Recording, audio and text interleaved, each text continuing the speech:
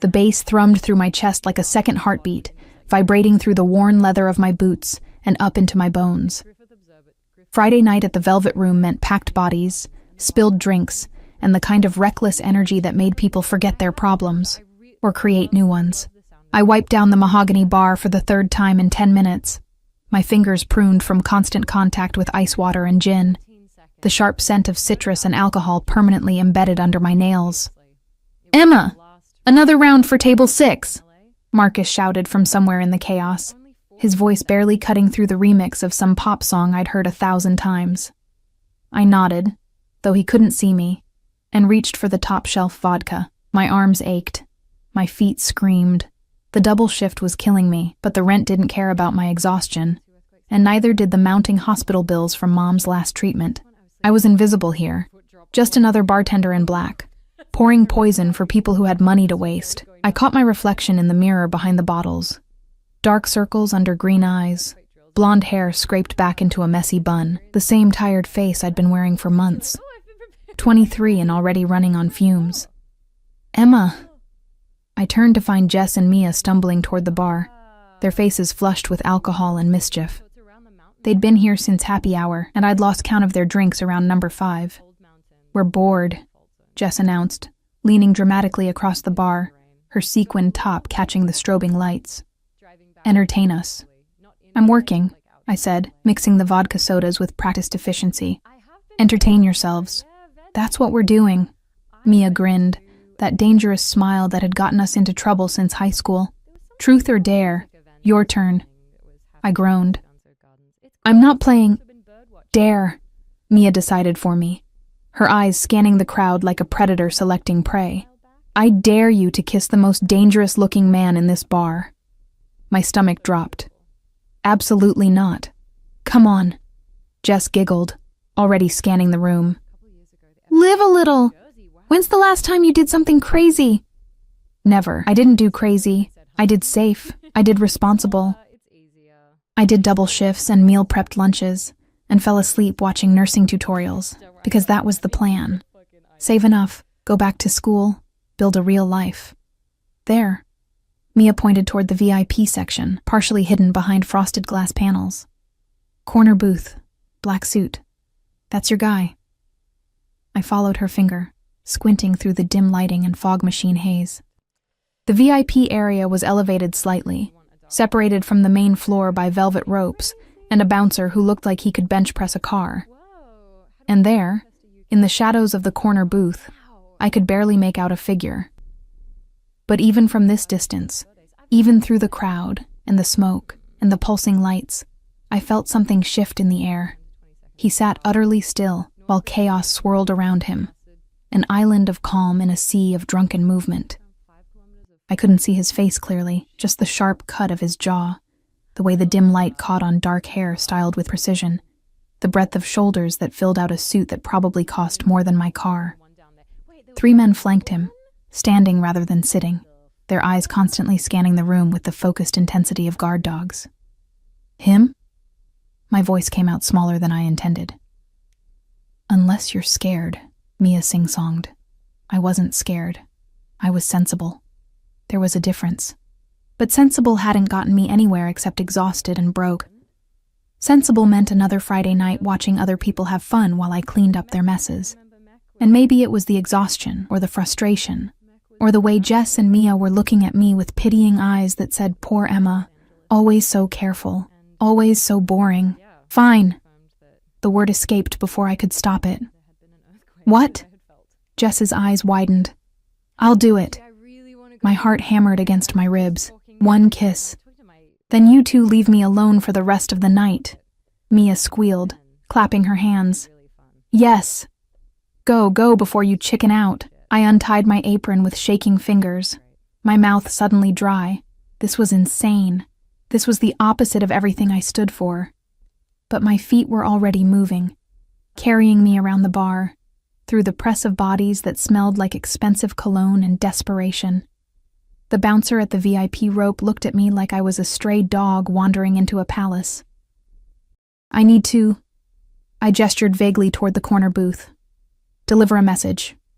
He didn't move. "From?" The bar. It wasn't technically a lie. He studied me for a long moment, then spoke into an earpiece I hadn't noticed. After a pause, he unclipped the rope. Make it quick. My palms were sweating.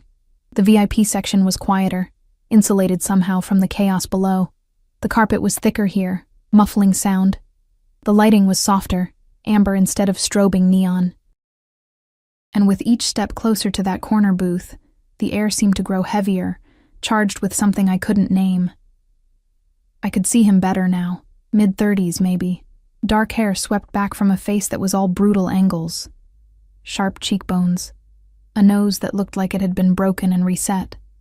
A mouth that suggested neither smiles nor sympathy came easily. But it was his eyes that stopped me cold. Even in the shadows, they were striking. Dark, bottomless, the kind of eyes that saw everything and revealed nothing. He didn't look at me. Not at first. He was listening to one of his men, who leaned in close to whisper something. But then, as if sensing my presence, his gaze lifted and locked onto mine. The world contracted to that single point of connection. I forgot how to breathe. He didn't smile, didn't speak. Just looked at me with the intensity of a predator considering whether something was prey or threat, and I felt stripped bare under that assessment. Every fear, every secret, every desperate hope laid out for examination. My voice cracked. I cleared my throat, forced myself to take the last few steps to his table. Hi. One of his men moved to intercept me, but the man in the suit raised a single finger, barely a movement, and the guard froze. Hi, I said again, brilliantly. My prepared explanation evaporated. The dare suddenly seemed impossibly stupid, childish. This man wasn't someone you played games with. Everything about him screamed danger, from the perfectly tailored suit that couldn't hide the muscle beneath to the way his men positioned themselves like soldiers awaiting orders. You are lost. His voice was low, accented, Italian maybe, each word precisely chosen. Not a question. A statement. No, what was I? An idiot? Someone who let her drunk friends make her decisions? I'm supposed to deliver something. His expression didn't change, but something flickered in those dark eyes. Amusement? Interest? And what are you delivering? This was it. The moment to back out, to laugh it off, say I had the wrong table, retreat to the safety of my bar where I belonged. Instead, I leaned down, my heart thundering so loud I was sure he could hear it, and pressed my lips to his. I meant for it to be quick, a peck. Evidence for Jess and Mia that I'd completed their stupid dare, but the moment my mouth touched his, everything changed. He went utterly still, that deadly stillness of a snake before it strikes. His lips were warm, firm, and for one suspended heartbeat, neither of us moved. I could smell him. Expensive cologne with notes of cedar and something darker, leather and smoke and power. Could feel the heat radiating from his body, the coiled tension in his absolute lack of response. Then his hand came up, fingers curling around the back of my neck with shocking gentleness.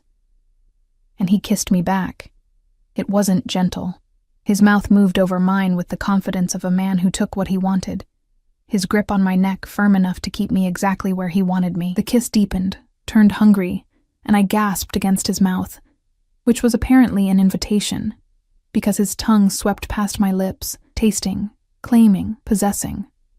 I should have pulled away, should have remembered this was a dare, a game, a stupid mistake, but I was drowning in sensation. The skilled movement of his mouth, the possessive grip of his fingers threaded through my hair, the way my body responded without permission, leaning into him like he was gravity, and I was helpless against the pull. When he finally released me, I stumbled back, my lips swollen, my breathing ragged. His expression had changed, no longer merely assessing. Now there was heat in those dark eyes, interest mixed with something more dangerous.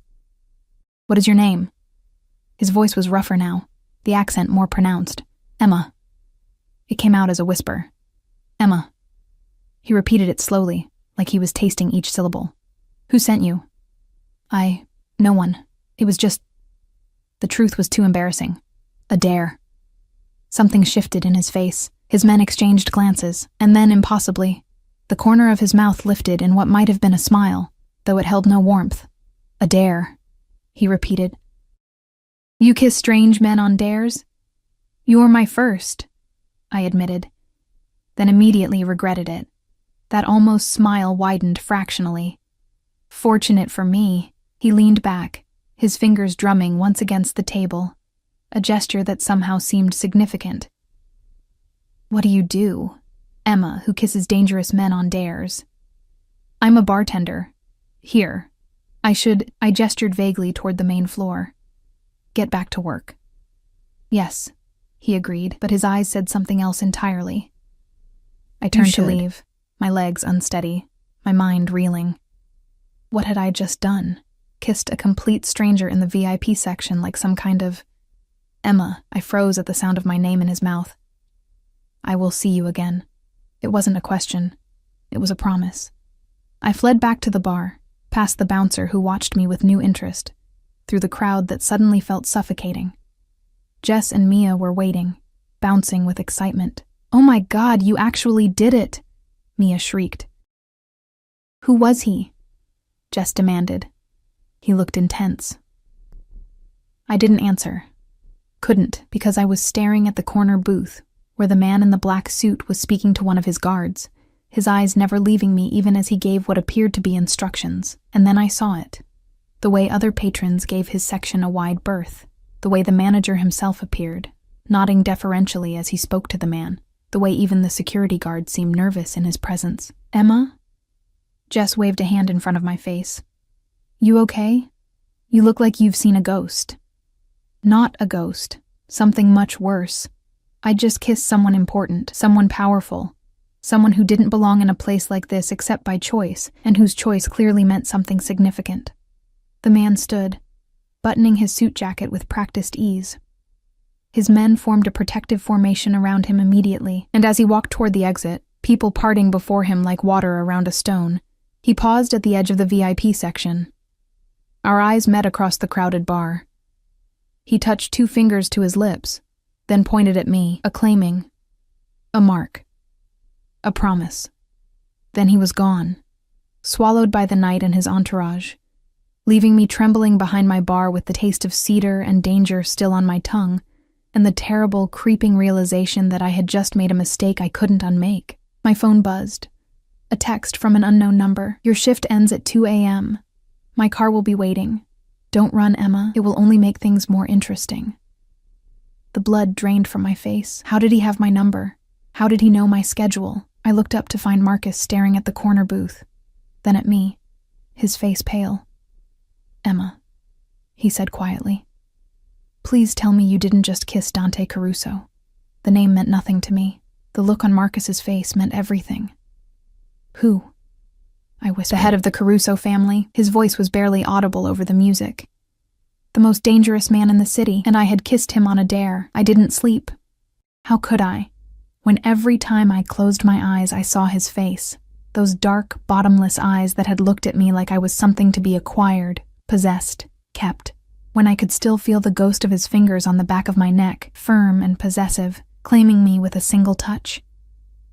The text message glowed on my phone screen in the darkness of my studio apartment. I'd read it so many times the words were burned into my retinas. Don't run, Emma. But I had run. Of course I had. The moment my shift ended at 2 a.m., I'd slipped out the back exit, the one that opened into the alley where we threw out the trash. I'd run 3 blocks before catching a bus, looking over my shoulder the entire time, my heart hammering against my ribs like it was trying to escape my chest. No black cars had followed me. No men in expensive suits had materialized from the shadows. I'd made it home, locked every lock on my door, all 3 of them, and then stood in my tiny shower until the water ran cold, trying to scrub away the feeling of being marked, claimed, seen. It didn't work. Now, as gray morning light filtered through my thin curtains, I stared at my ceiling and tried to convince myself it was over. He was probably used to women throwing themselves at him. The kiss meant nothing. The text was just a power play, a way to scare me because I'd had the audacity to approach him without permission. By Monday, he would have forgotten I existed. I almost believed it. My phone buzzed on the nightstand and I jumped, my heart leaping into my throat. But it was just my alarm, 7 a.m., time to get ready for my Saturday morning shift at the diner. Because apparently I was a glutton for punishment, working 7 days a week just to keep my head barely above water. The diner was a 15-minute walk from my apartment, a greasy spoon called Rosie's that served burnt coffee and even more burnt bacon to the same rotating cast of regulars who'd been coming here since before I was born. It was the opposite of the Velvet Room, fluorescent lights instead of strobing neon, cracked vinyl booths instead of velvet ropes, the smell of fryer oil instead of expensive cologne. Safe. Familiar. Mine. I tied my pink waitress apron around my waist and forced myself to smile at Mr. Peterson, who always ordered the same thing, 2 eggs over easy, wheat toast, black coffee, and always left exactly a 10% tip, counted out in quarters. "Morning, sweetheart," he croaked, his newspaper already spread across the table. The usual, "Coming right up." The morning crawled by in a blur of orders and refills and the mindless routine that usually soothed me. But today I couldn't focus. I mixed up orders, forgot to bring cream, dropped the entire pot of coffee that shattered across the checkered linoleum. "Emma? Honey? You okay?" Rosie herself emerged from the kitchen, her gray hair escaping from her hairnet, concern creasing her weathered face. "You seem jumpy." "Fine," I lied, grabbing a mop. "Just didn't sleep well." She studied me with the knowing eyes of a woman who'd seen everything twice, then patted my shoulder. "Boy trouble. If only it were that simple." Something like that. Well, whatever he did, he ain't worth losing sleep over. They never are. She headed back to the kitchen, calling over her shoulder, "Table 6 needs a refill." I turned toward table 6 and froze. The coffee pot slipped from my fingers, hitting the floor with a crash that made every head in the diner turn. Because sitting in booth 6, looking completely out of place in his 3-piece charcoal suit among the truckers and retirees, was Dante Caruso. He wasn't alone. 2 of his men flanked the booth, one standing near the door, the other by the window, both of them scanning the diner with that same predatory awareness I'd noticed last night. They were trying to blend in, but they stuck out like wolves in a chicken coop, all coiled muscle and cold eyes. And Dante himself sat with perfect posture, his hands folded on the table, watching me with an expression that might have been amusement, if it weren't so absolutely terrifying. "Emma?" Rosie called from the kitchen. "What's going on out there?" I couldn't answer, couldn't move, could barely breathe. Dante tilted his head slightly, a silent command. "Come here." My feet moved without my permission, carrying me across the diner while every instinct screamed at me to run. But there was nowhere to run. He'd found me at work, which meant he could find me anywhere. How did he know where I worked? I stopped at the edge of his booth, my hands shaking. Up close, in the harsh fluorescent light, he was even more striking than he'd been in the shadowy VIP section. His face was all brutal elegance, sharp cheekbones, a jaw that could cut glass, and those eyes. God, those eyes. They tracked my every movement like I was the only thing in the room worth watching. "You ran." His voice was soft, conversational. The accent was definitely Italian, each word rolling off his tongue with practiced precision. I had to get home. My shift was over. My driver waited for 30 minutes. He picked up the laminated menu, studying it with the same intensity he'd studied me. He was disappointed. I was intrigued. "I'm sorry," I whispered, though I wasn't sure what I was apologizing for. Kissing him? Running? Existing? "Are you?" He set down the menu, his dark eyes locking onto mine. "I don't think you are. I think you are frightened." "I'm not." "Don't lie to me, Emma." The temperature in the diner seemed to drop 10 degrees. "I value honesty above all things. Lie to me again, and there will be consequences." My mouth went dry. "Okay, yes, I'm terrified." Something flickered across his face. Approval, maybe. "Better. Sit." "I'm working." "Sit." Not a request. I slid into the booth across from him on legs that barely supported my weight. This close, I could smell him again. Cedar and leather and something darker, more dangerous. Could see the faint scar that cut through his left eyebrow, the 5 o'clock shadow that suggested he'd been awake as long as I had. Coffee, he said, gesturing to the broken pot still pooling on the floor. You seem to drop things when you see me. Why is that?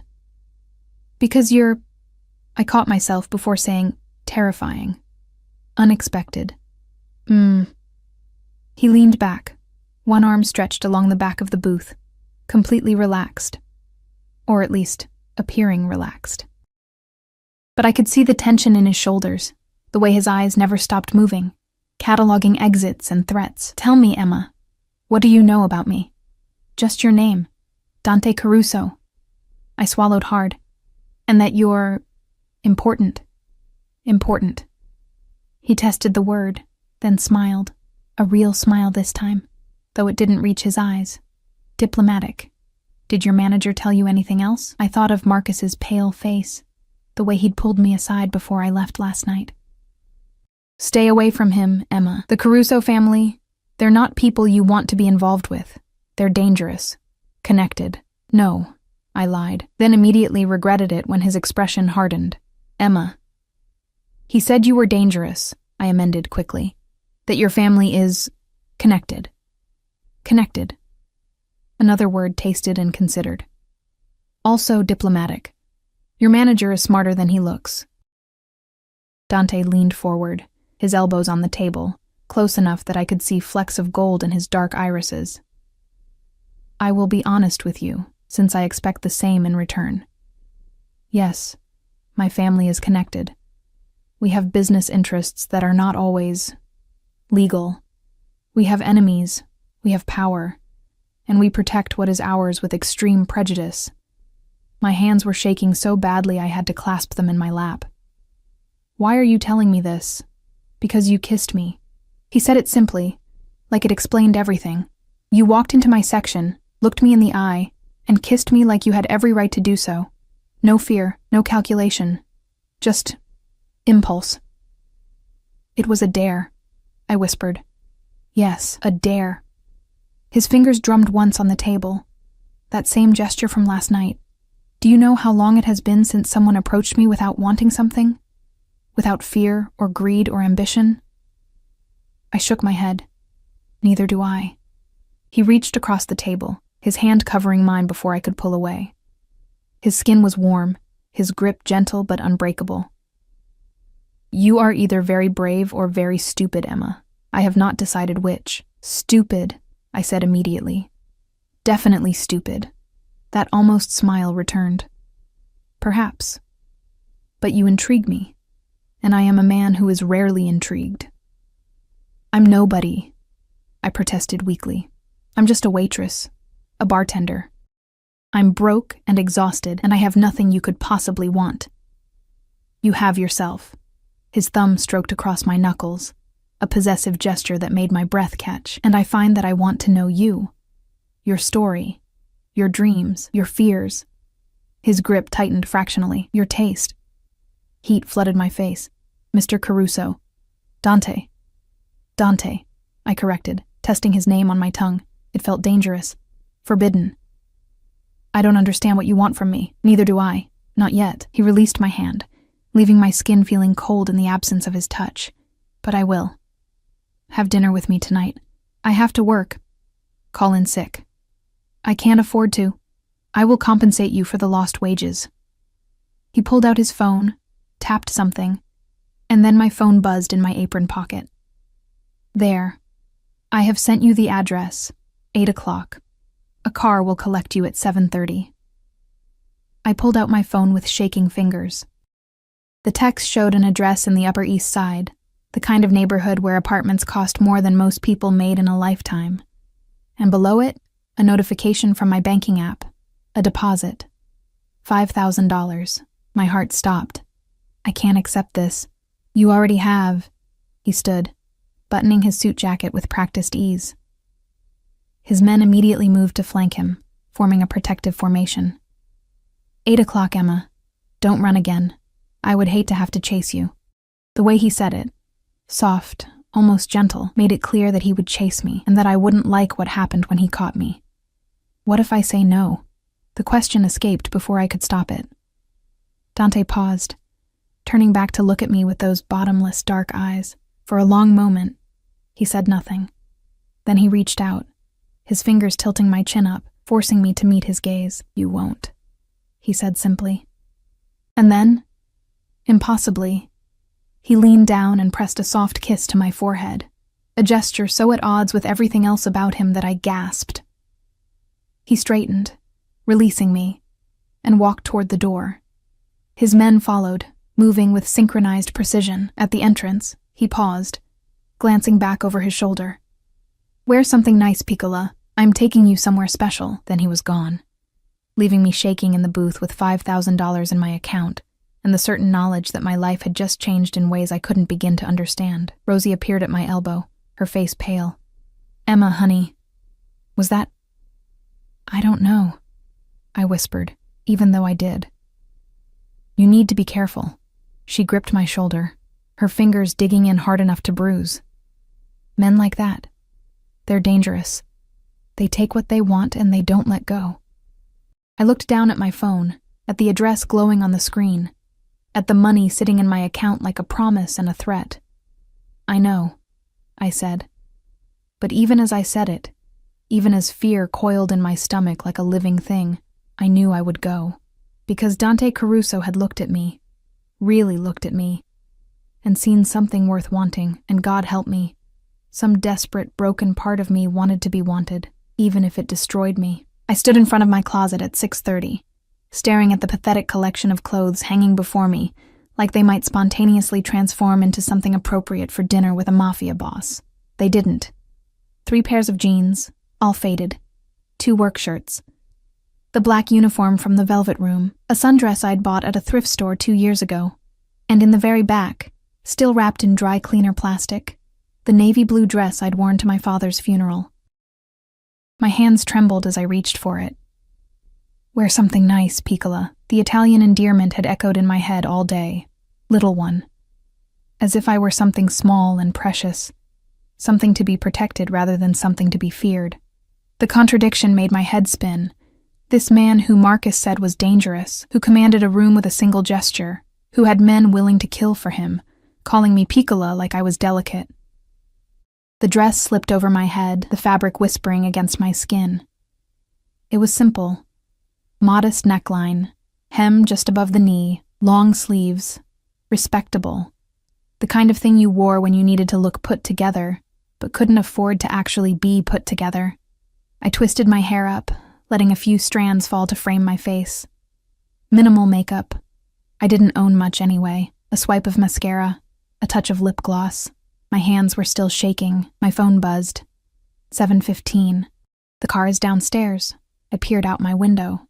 Sure enough, idling at the curb was a black Mercedes, sleek and predatory, completely out of place on my street of rusted sedans and broken streetlights.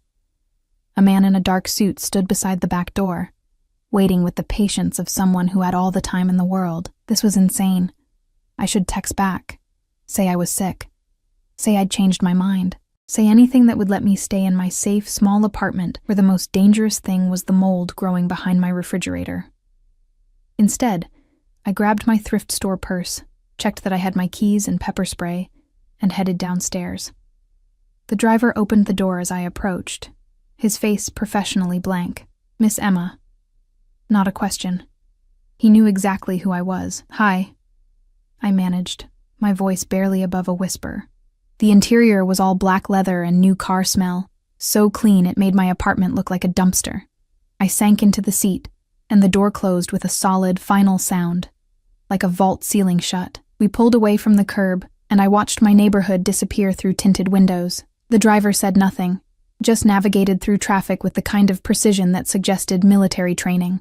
I tried not to think about what kind of life required a driver with military training. 20 minutes later, we entered a part of the city I'd only seen in movies. Tree-lined streets, doormen in uniforms, buildings made of stone and glass that touched the sky, old money and new power coexisting in careful balance. The car pulled up to a restaurant I didn't recognize. No sign, just a discreet number on a heavy wooden door. The kind of place that didn't need to advertise because if you didn't already know about it, you couldn't afford it anyway. The driver opened my door. "He's waiting inside, Miss Emma." He's waiting.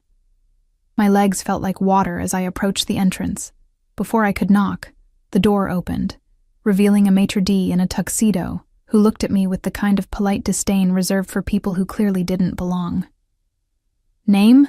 he asked in accented English. "Emma. I'm here to see—" "Ah, yes, Mr. Caruso's guest."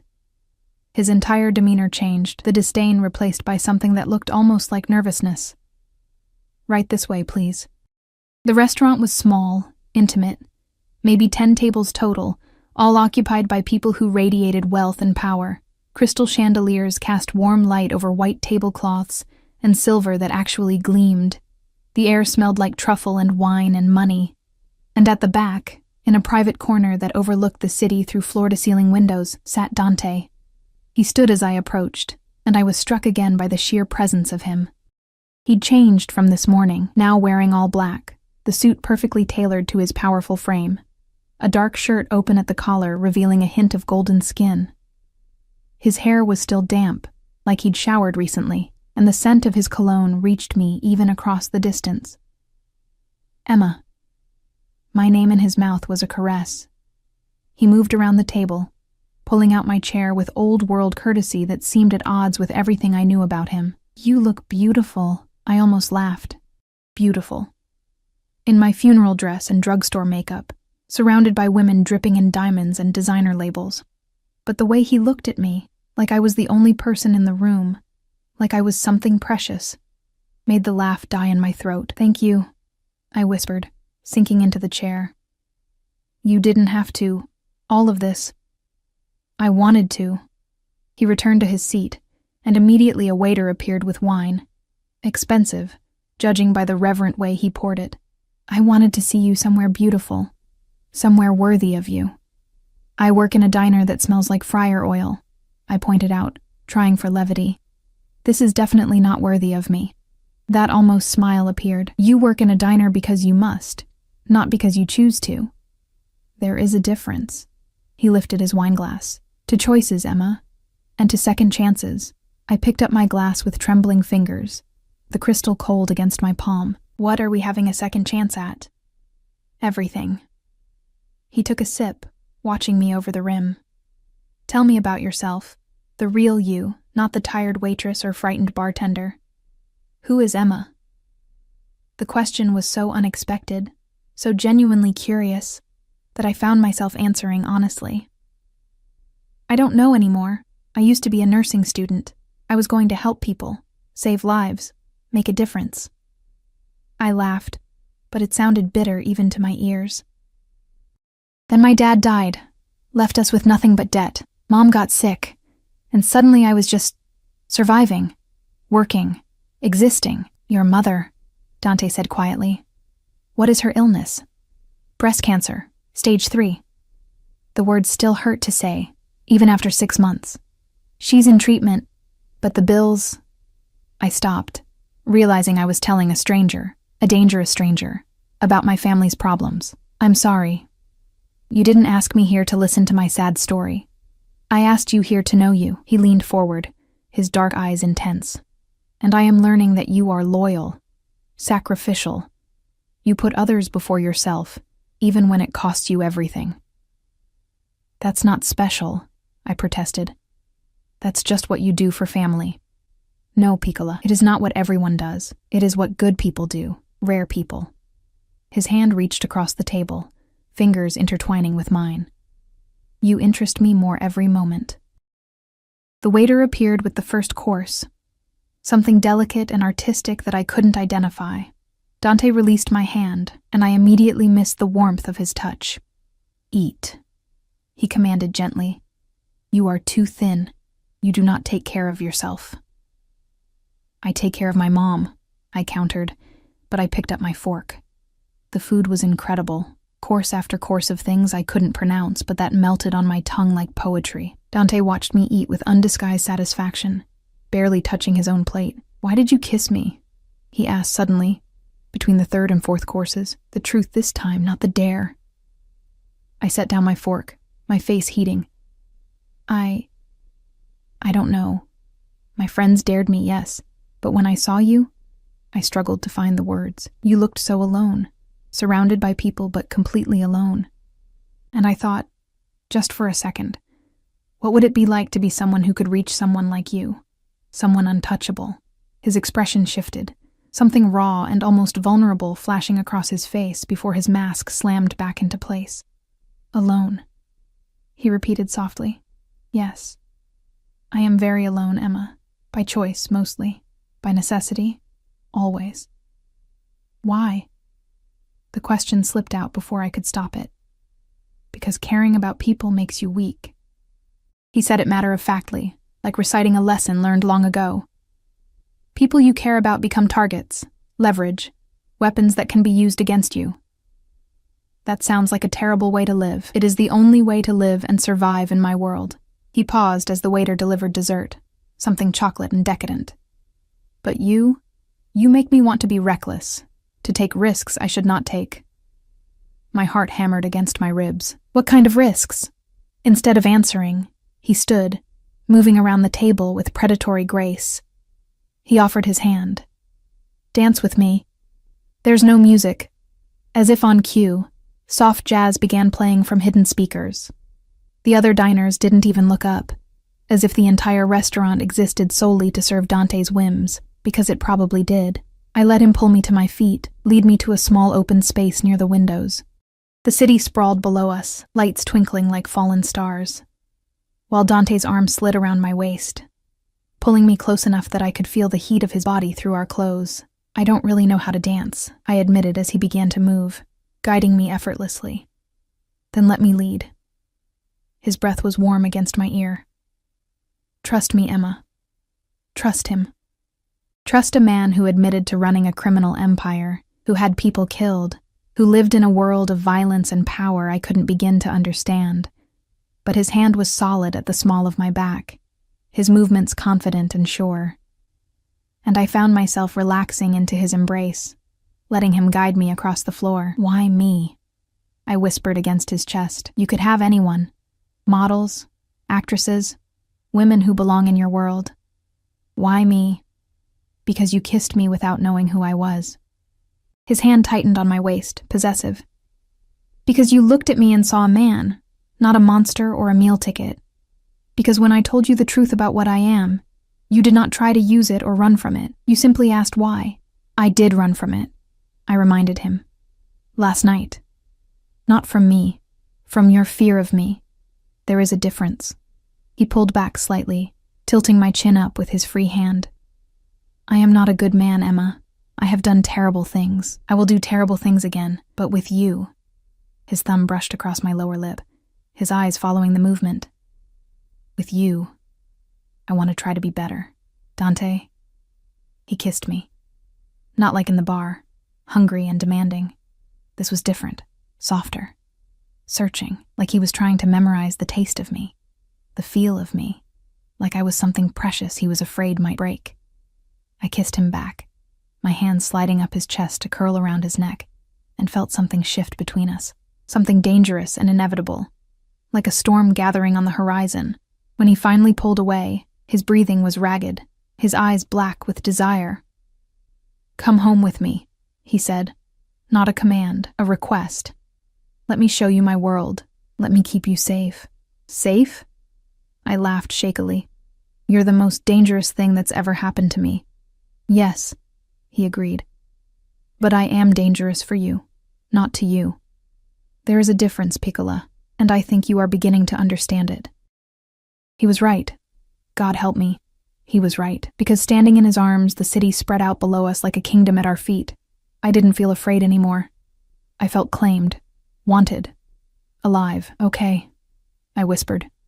His eyes flared with triumph and something darker, more possessive. Okay? Show me your world, Dante Caruso. But I'm not promising to stay in it. You will stay. He said it with absolute certainty, his arms tightening around me like he might never let go. Because once I have you, Emma, I will never let you leave. You are mine now, and I protect what is mine. It should have terrified me. Instead, some broken, desperate part of me whispered, finally, someone who would fight to keep me, even if he was the thing I should be running from. Dante's penthouse occupied the entire top floor of a building that touched the clouds. The elevator ride was silent, charged with an electricity that made my skin prickle. He stood beside me, his hand resting possessively at the small of my back, his presence overwhelming in the confined space.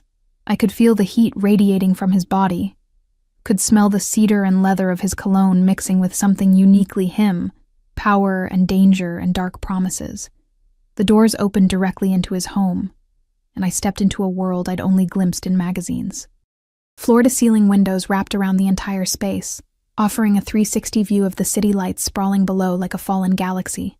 The furniture was all dark wood and leather, masculine and expensive, arranged with the kind of precision that spoke of a man who controlled every aspect of his environment. Abstract art hung on the walls.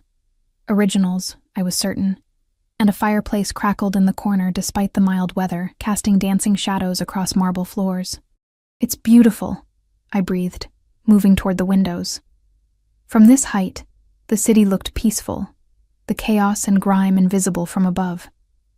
"It's like being in another world." "That is the point." Dante shrugged off his suit jacket, draping it over a chair with casual grace. He moved to a bar cart, pouring amber liquid into crystal glasses. "Up here I can pretend the rest does not exist, that there is only this, only peace." He handed me a glass, his fingers brushing mine, and I took a sip. Whiskey, smooth and expensive, burning a warm path down my throat. "Do you live here alone?" The penthouse felt too large for one person, too empty despite the expensive furnishings. "I have other properties. This is where I come when I need to think." He gestured to a leather sofa facing the windows. "Sit, Piccola. We need to talk." My stomach clenched. That sounds ominous. Perhaps. He settled beside me, close enough that our thighs touched, and I was hyper-aware of every point of contact. "I told you I would be honest with you. So I will tell you something that may frighten you, and you will decide if you still wish to stay." I set down my glass with trembling fingers. "Okay." "The kiss you gave me in the bar, it was witnessed by many people, including some who would use that information against me." His jaw tightened, a muscle ticking beneath his skin. "In my world, showing interest in someone makes them a target. The moment I touched you, the moment I claimed you, you became leverage." The words took a moment to process. "Leverage? Against you?" "My enemies will see you as a weakness, something they can use to hurt me, to manipulate me." His hand found mine, gripping hard enough to hurt. "Already, there are people watching you, following you, waiting to see if you matter enough to be worth taking."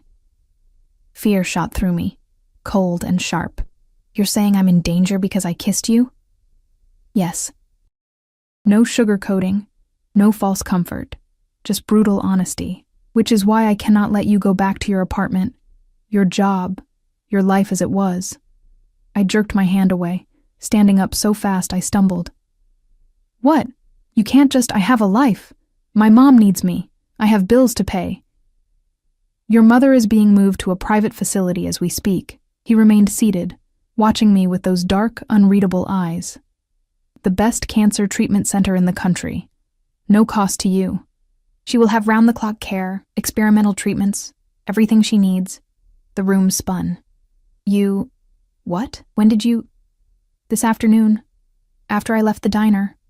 He stood now, moving toward me with predatory grace. "I made calls, arranged things. Your mother's debts are paid. Her treatment is secured. She will live, Emma. I will make sure of it. You can't just—" My voice broke. "You can't just take over my life like this." "I am not taking over your life." He stopped in front of me, his hands gripping my shoulders gently but firmly.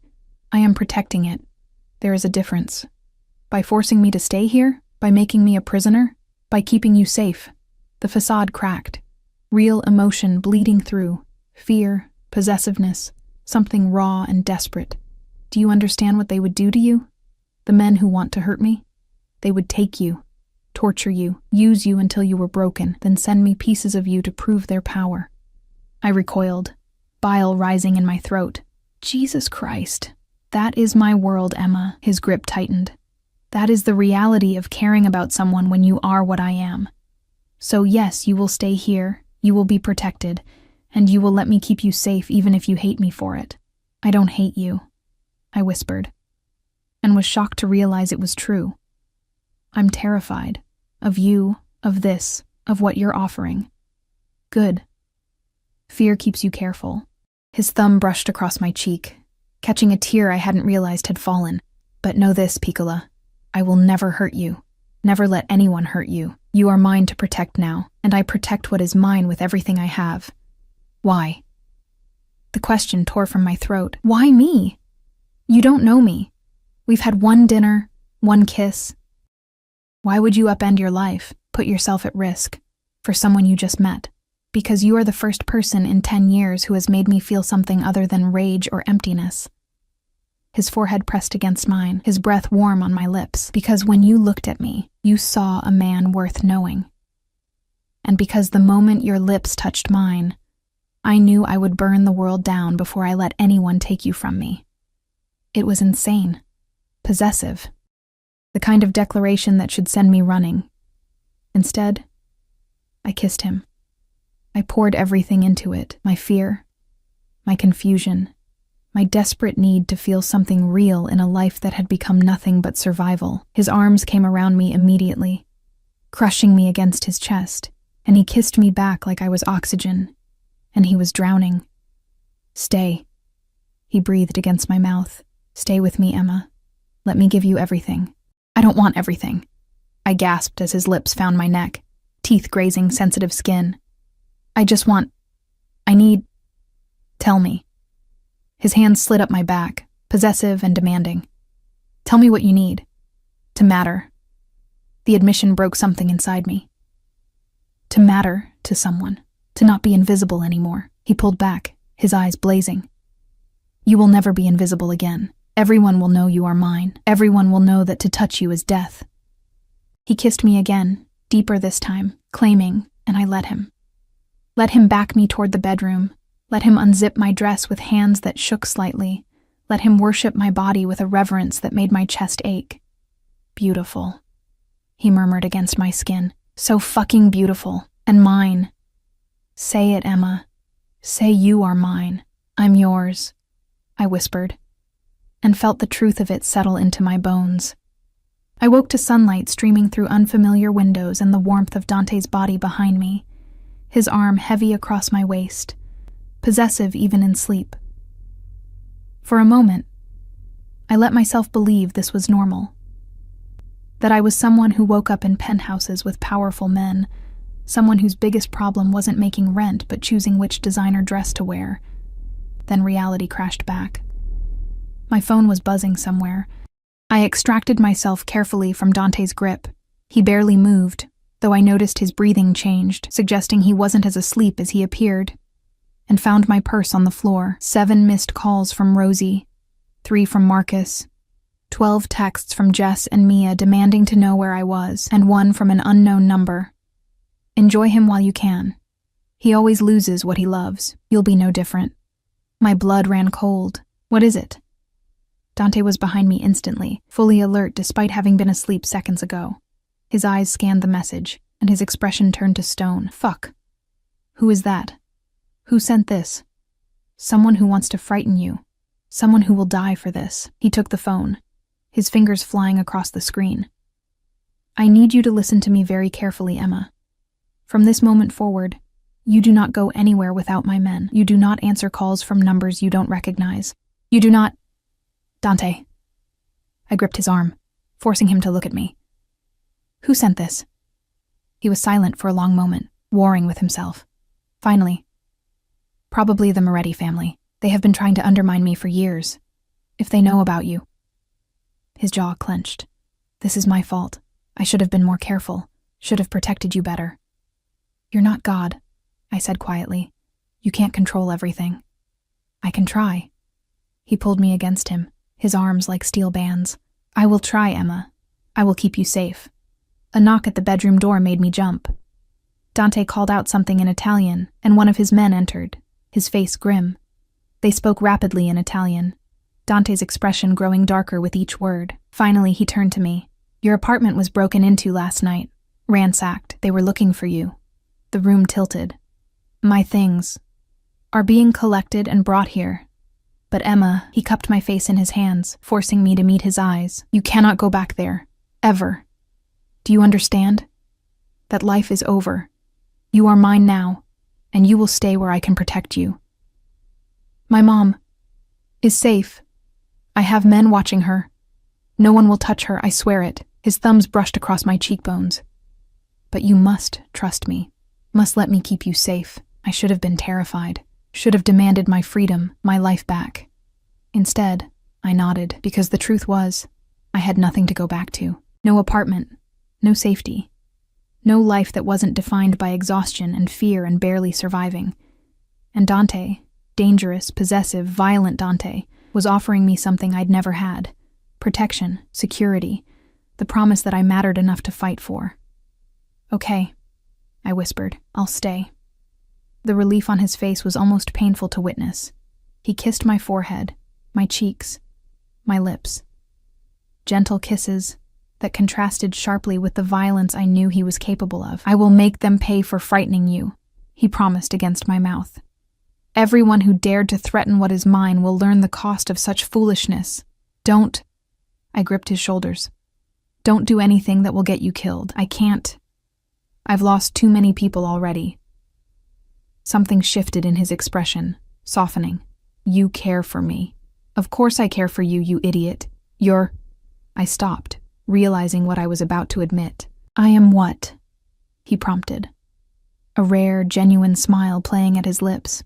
You're the first person in years who's made me feel like I'm worth protecting. The admission hurt, like I'm worth more than just what I can do for other people. You are worth everything, Piccola.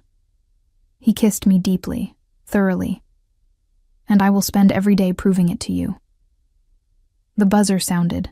Someone at the private elevator. Dante stiffened, instantly alert, reaching for the gun I hadn't noticed on the nightstand.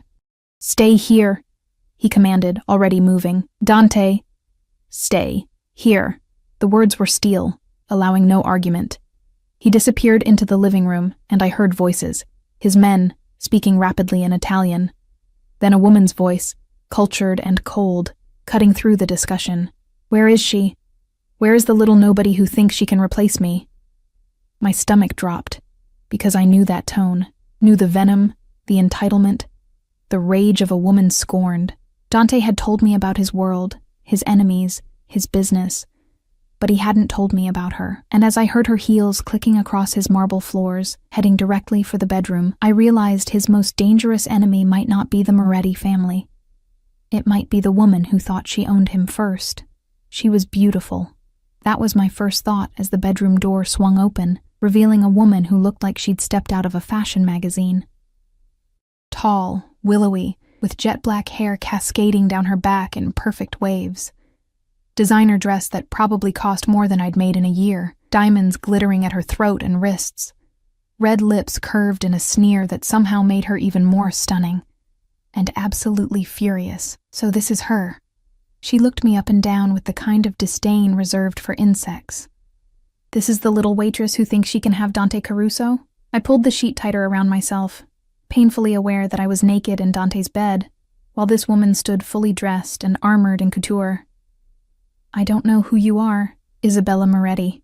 She said it like I should recognize the name. When I didn't react, her sneer deepened. Of course. He wouldn't tell you about me, about us. Moretti. The name from the threatening text, the family trying to undermine Dante.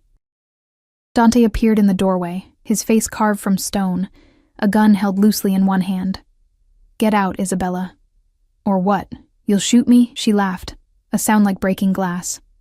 We both know you won't. Despite everything, you're too much of a gentleman to kill an unarmed woman. Test me. 2 words, soft and lethal. Something flickered in her eyes. Fear, maybe, or respect. But she held her ground. She deserves to know the truth, Dante. About what you really are. What you've done. Emma knows what I am. His voice was ice. I have hidden nothing from her. Haven't you? Isabella turned back to me, her smile vicious. Did he tell you about the man he killed last month? Shot him in the head over a shipment dispute? Or the family he burned out of their home because they couldn't pay protection money? Did he tell you that everything he touches turns to ash and blood? Each word was designed to cut, to make me see Dante as a monster.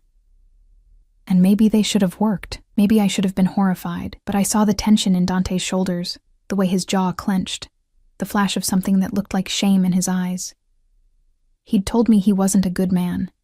He'd warned me about his world, his violence, his sins. He'd never lied. Yes, I said quietly. He told me. He told me exactly what he was, and I chose to stay anyway.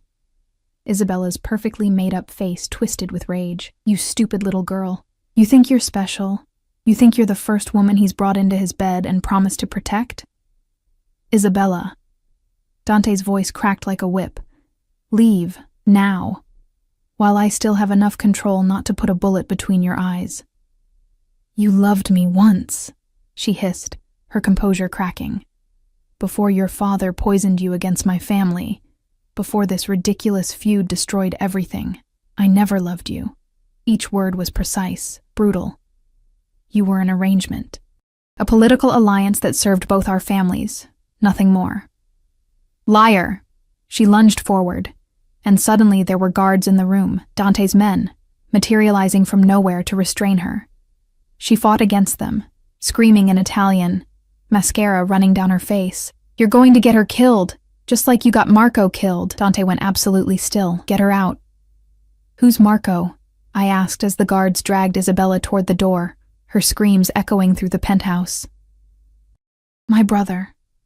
Dante's voice was hollow. He died 3 years ago, killed by the Morettis in retaliation for a deal gone wrong. The door slammed shut, cutting off Isabella's screams. Silence fell, heavy and suffocating. Is that why you hate them? I whispered. Because they killed your brother? I hate them because they took someone I loved and made me watch as they destroyed him. Dante set the gun down carefully, his hands shaking slightly. Marco was innocent. He wanted nothing to do with the family business. But they took him anyway, tortured him for 3 days, then sent me his body in pieces. My heart cracked. Dante, this is what I am, Emma. He turned to face me, and his expression was raw, broken. This is what you are choosing, a man who has caused so much death that his enemies will use anyone I care about to hurt me. Isabella was right. I am going to get you killed. No. I stood, wrapping the sheet around myself, and crossed to him. You're going to keep me safe. You promised. I promised my brother I would keep him safe, too. His voice cracked, and he died screaming my name. I cupped his face in my hands, forcing him to look at me. I am not your brother. I am not Isabella. I am Emma. And I am choosing this, choosing you, even knowing the cost. Why? The question was anguished. Why would you choose this? Choose me?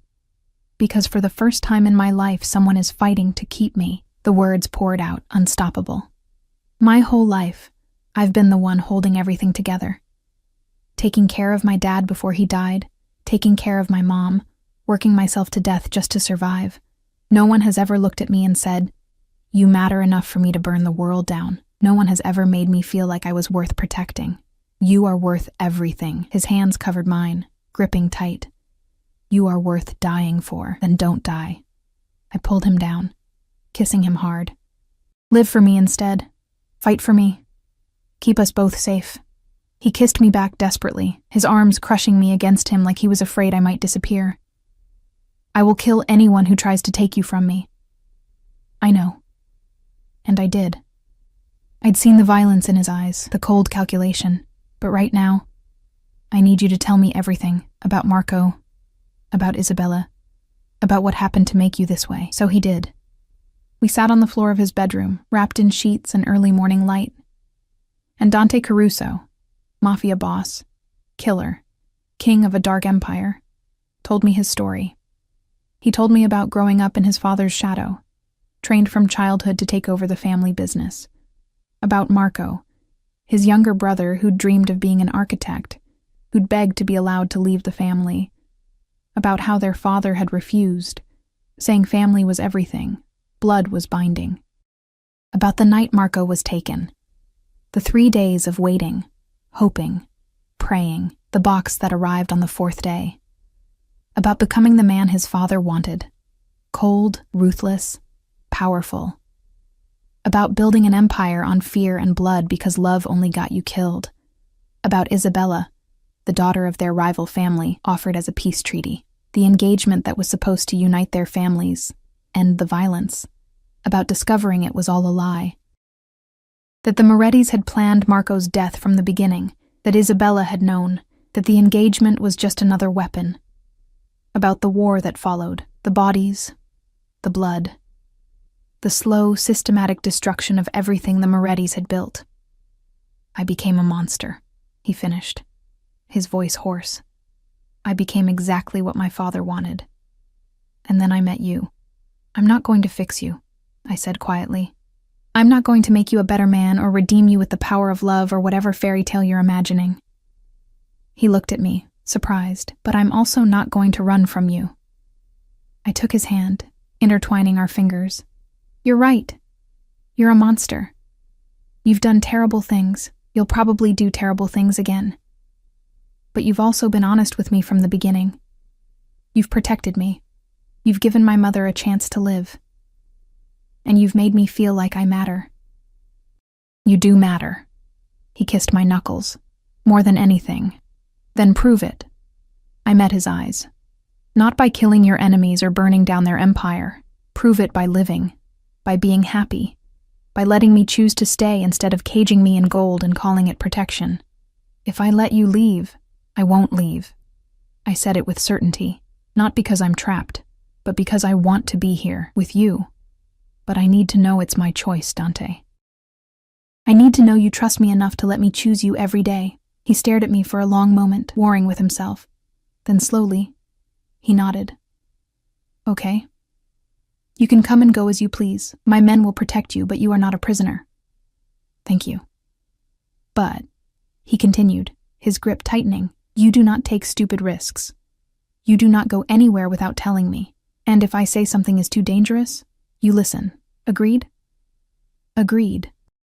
He pulled me into his lap, burying his face in my neck. I do not deserve you. Probably not.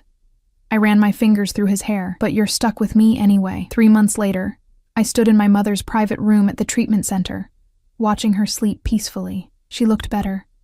Color in her cheeks, the constant pain lines around her eyes finally smoothed away. The experimental treatment was working. She was going to live. She looks good, Dante said from the doorway, his presence filling the space. Thanks to you. I turned to face him. He was in his usual perfectly tailored suit, but now I could read the subtle tells, the slight tension in his shoulders that meant he was worried, the way his eyes never stopped moving, cataloging threats. Thanks to us. He crossed to me, pulling me into his arms. You convinced her to try the treatment. I merely provided the means. Merely. I echoed, laughing softly. You paid for the best cancer center in the country. Money is easy, Piccola. Convincing a stubborn woman to accept help, that is the real challenge. He kissed my forehead. I know this from experience. I smiled against his chest. The last 3 months had been an education in Dante's world. Learning which families were allies and which were enemies, understanding the delicate balance of power that kept his empire running, accepting the guards who followed me everywhere, and the panic room in the penthouse and the gun he insisted I learn to use. But it had also been 3 months of waking up in his arms, of dinners where he asked about my day, and actually listened, of late-night conversations about everything and nothing, of learning that beneath the monster was a man who'd been shaped by tragedy and violence, but who was capable of surprising gentleness, of falling completely, irrevocably in love with him. The Moretti situation is resolved, Dante said quietly. Isabella has been sent back to Italy. Her father has agreed to a truce. I pulled back to look at him. Just like that? Not just like that. His expression was grim, but it is handled. You are safe now, Emma. Truly safe. I was always safe. I touched his face. Because you were protecting me. Always. He caught my hand, kissing my palm. I have something for you. He pulled a small box from his pocket, and my heart stopped. Before you panic, he said, seeing my expression. It is not what you think. Not yet, anyway. He opened the box, revealing a key. Ornate, antique-looking, clearly expensive. This is the key to every property I own, he explained. Every safe house, every apartment, every business. You can go anywhere, anytime. You are not my prisoner, Emma. You are my partner, my equal, my choice as I am yours. Tears pricked my eyes. Dante, I love you. He said it simply. No drama, no grand gesture, just truth. I have loved you since you walked up to me in that bar and kissed me like you had every right to. Like I was someone worth knowing instead of someone to fear. I love you too, I whispered. Even though you're absolutely insane and probably going to get us both killed. He laughed. A real laugh, rare and beautiful. Probably. But what a way to go. He kissed me then, soft and sweet and full of promise. And I kissed him back, tasting our future. Dangerous and uncertain and absolutely perfect, because I'd learned something in these 3 months. Safety wasn't about avoiding danger. It was about finding someone willing to stand between you and the world, someone who saw all your broken pieces and thought they were worth protecting. And Dante Caruso, monster, killer, king of a dark empire, was mine, just as I was his. Take me home, I murmured against his lips. You are home, Piccola. His arms tightened around me. Wherever I am, you are home. And for the first time in years, standing in his arms with my mother healing and my future uncertain but filled with possibility, I believed it. I was home. Not in a place, but in the arms of a dangerous man who loved me enough to let me choose him every single day. And I would choose him, over and over, for the rest of our lives, no matter how dangerous, no matter the cost, because some loves are worth fighting for, even when the man you love is a monster. Especially then. Epilogue 6 months later, I stood in front of a mirror in a white dress that cost more than my old apartment. My mother's hands adjusting my veil with trembling fingers. Are you sure about this, baby? She asked. Healthy now, alive, her eyes bright with tears. I looked at my reflection, no longer the exhausted, invisible waitress who'd stumbled through life on empty. Now I was someone else entirely. Someone loved. Someone protected. Someone who'd chosen danger and darkness and found light anyway. I've never been more sure of anything. Dante waited for me at the end of the aisle, surrounded by his family, both blood and chosen. His expression when he saw me was everything. Awe and possessiveness and love so fierce it took my breath away. I walked toward him, toward my future, my choice, my love. And when he took my hand, sliding a ring onto my finger with hands that had killed but would only ever worship me, I knew I'd made the right choice, the dangerous one, the one that saved us both. I love you, Mrs. Caruso, he whispered, as we were pronounced husband and wife. I love you too, I whispered back. My beautiful monster. He kissed me then, in front of everyone, claiming me one final time, and I kissed him back, choosing him one final time, though I knew it wouldn't be the final time. I would choose him every day for the rest of our lives. That was my promise, my vow, my forever. Yeah. Hi, what it do? And thank you, I like the hat as well. Babe Ross was live during an earthquake. Shit. Yeah, when it's a big one, it's like when it goes goof. You're like, oh god! And then you just wait. Okay, it's done. Hi, Sweeney. I've been well. How you doing? Northridge quake, really crazy. Yeah. Learned about it in one of my university classes focusing on engineering geology in California. Wow. It happened on a holiday weekend, so a lot less people were injured than if it had been a regular commute day. Sections of the I-5 and I-10 collapsed during the shaking. Yeah. Yeah. Scary. Oh, stop it, Sweeney. Do you follow golf at all, Swains? You see that Rory McIlroy won the Masters? I jumped in the river. I said, if Rory wins, I'm jumping in the river. And then he did. So I jumped in the river. Yeah, he did. We love the Rory. During the World Series game. What the fuck? Scowy. Ren Fair's out here won't happen till later in the summer. Yeah, because we already have the beautiful weather happening. He got a nice 3-pointer.